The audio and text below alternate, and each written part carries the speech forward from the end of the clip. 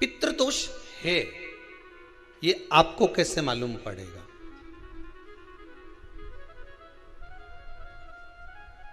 पितृ भूखे हैं, इसका तो वर्णन हमने पहले कर दिया कि रात्रि को जब आप सोने के बाद में 1-1.5 घंटे बाद अगर आपकी नींद खुल जाए, 1 घंटा 1.5 घंटा आप सो लिए, उसके बाद जो नींद खुली तो 1-1.5 घंटे तक अगर आपको नींद नहीं आ रही है, रात्रि को सोने के बाद में 1 घंटे बाद जब उठे तो आपको प्यास लग गई,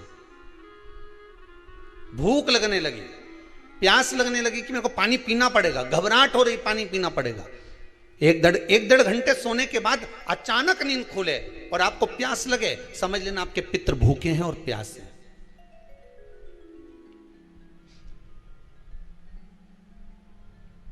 वो भूखे और प्यासे हैं, उनको जल की जरूरत है।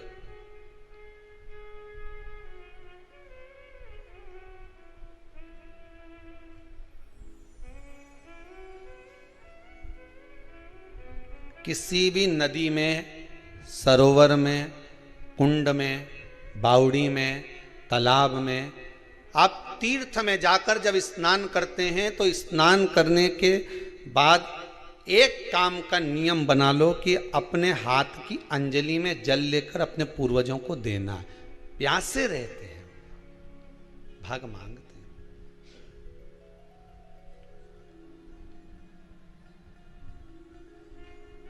भाग प्राप्त करना।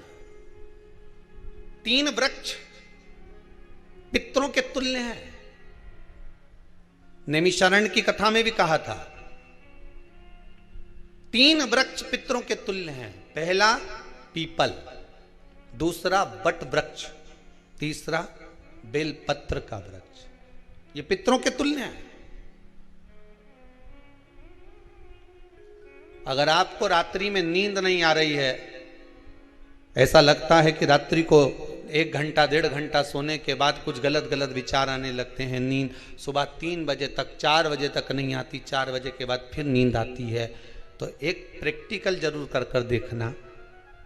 एक प्रैक्टिकल करने में क्या जाता है, प्रयास करने में क्या कुछ जाता है क्या?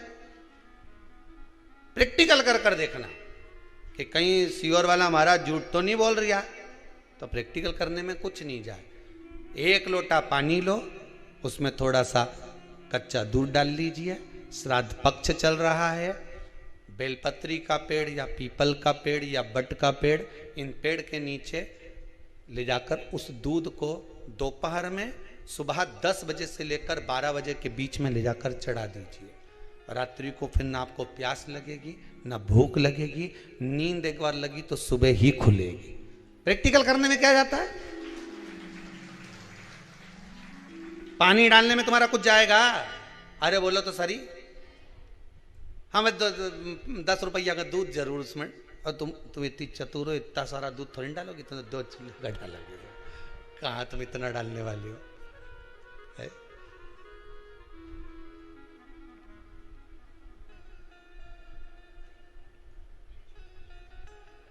कहा बहुत चतुर लोग हो रहे संसार में हो। 3 वृक्ष पितरों के तुल्य हैं। पहला जम के बोलिए पीपल, दूसरा बट वृक्ष, तीसरा बेलपत्री का वृक्ष।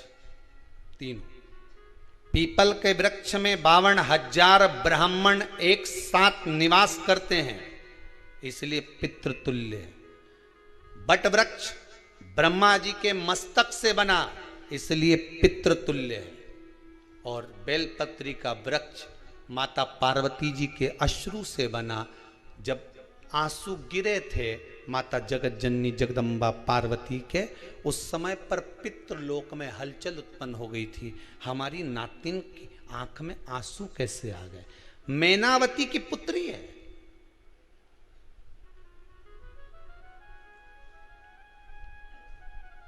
पितरों की नातिन, इसकी अश्रु कैसे गिर गए?